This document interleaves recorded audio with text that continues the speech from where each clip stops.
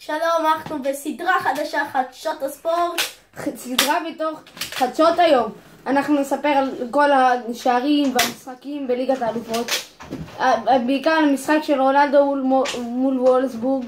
ושלוש פרסומות וחזרנו. כדור חדש של ריאל מדריד. חדש בצעצועי דניאל. אקדח. בוא. כן. חדש בצעצועי דניאל. מקטה. מודל. סטאפ! ראיתם את הפרסומות ועכשיו נחזור לשידור. אוקיי, אנחנו נדבר על המשחק של וולסבורג, שבעצם רונלדו עשה שלושה. בעצם במשחק הראשון וולסבורג ניצחה 2-0 את ריאל, ואז בגומלין ריאל ניצחה 3-0 עם שער של רונלדו. אוקיי.